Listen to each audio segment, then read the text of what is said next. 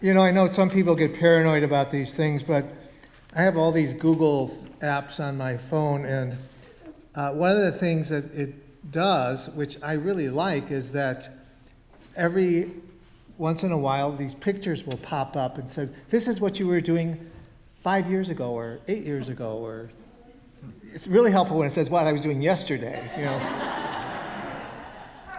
So yesterday, I'm preparing my homily, and these pictures pop up. This is what you were doing 4 years ago today. And what I was doing 4 years ago today is I was at a conference in Washington, D.C., and it's sponsored by the U.S. Conference of Catholic Bishops and Catholic Relief Services and the Campaign for Human Development. And it's something that they do every year. And I took 4 students from Purdue, and so we go through all of these sort of lectures and information sorts of sessions. And then on the last full day, they go to Capitol Hill, and they meet with members of for our Purdue students, the Indiana Congressional Delegation, and they talk to them about these issues. And that year it happened to be on racial issues. And so the students, after we had done, of course I worked on the Hill for quite a long time, and the students asked me, he says, well, what do you think? Because we had met with the senators and the congressmen. Was it a successful visit? I said, absolutely, absolutely. And I think what they probably were thinking is that, did we convince them of anything?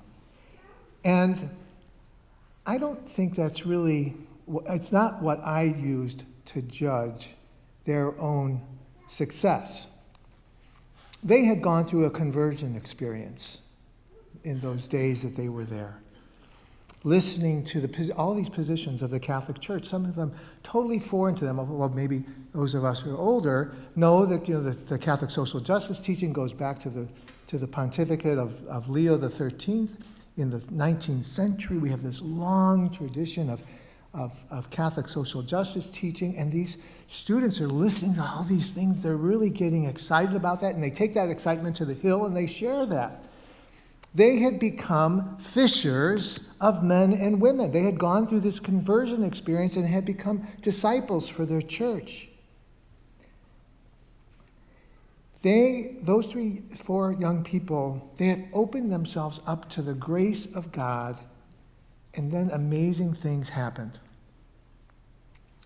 I have a good friend of many years. In fact, I was just talking to him yesterday. His name is Jimmy Morgan, and he frequently tells me, every saint has a past and every sinner has a future. I think he's usually directing that at me.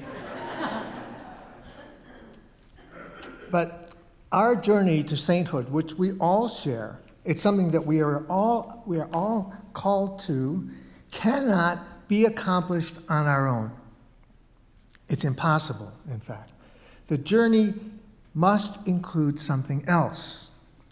And that something else reminds me of what another friend said to me 21 years ago or so. She had been a cloistered Carmelite nun very early in her life, and now she's a grandmother. And when she was a Carmelite, she was in the cloistered convent for 10 years. And when I told her that I was being called to the priesthood, I wasn't sure how she was going to respond, because I don't know what were the circumstances that led her to leave the Carmelite. But I've learned since then that it was a joy-filled experience, her 10 years there, but she ultimately discerned that that's not what she was called to, that she was called to be a wife and to be a mother and then a grandmother. But when I told her that I felt I was being called to the priesthood, the first thing she said was, the grace of God is going to do amazing things in your life. God doesn't ask for our worthiness.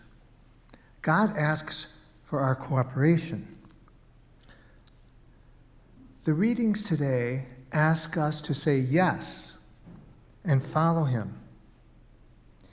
Well, now, many of us are probably saying, well, certainly Father Patrick doesn't mean me, and Father Patrick does mean you, all of you that are here.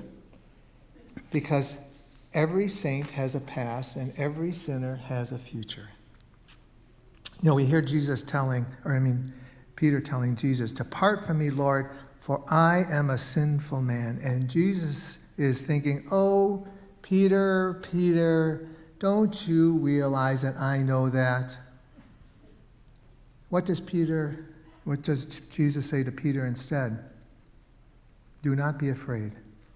From now on, you will be catching men and women." In other words, you're a sinner.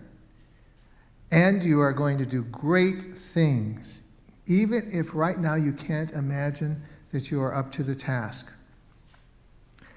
Every day, Jesus renews our invitation to us to have a relationship with him. And every day we only have to say yes to him. Today's message is about being chosen and responding to that call. When Jesus told the others to cast their nets into the sea one more time, they had all sorts of doubts. They thought Jesus was foolish. And then what happens? They get this huge catch. And it shocked them, and they realized that there was something really extraordinary about this Jesus. And then they didn't understand why this extraordinary holy person wanted to be with them, wanted a relationship with them. They did not understand exactly what that relationship would be like. But Peter and the others knew that they wanted to follow him, to be with him. For whatever reason, they knew that he believed in them, and they began to have faith in him and in themselves. We know that some of the challenges seem very difficult, and we wonder why Jesus might be choosing us for whatever he has in mind, and we might feel there are people holier than we are, and the odds are there are. But we might also feel, as Peter and Paul, that we are not worthy to be a friend of Jesus. Well, thanks be to God. Jesus looks beyond our flaws, and he does not hold our imperfections against us. He loves us unconditionally and completely, and he continues to forgive our mistakes and our failures. We all need to know that. Jesus feels that way about all of us. He wants a relationship with each one of us.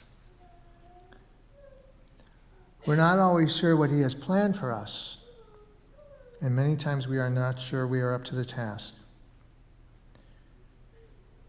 Who's worthy to be called a disciple, a follower? I bet we might think not me. But each of us can do it if we trust in God. And with the grace of God, we will do amazing things.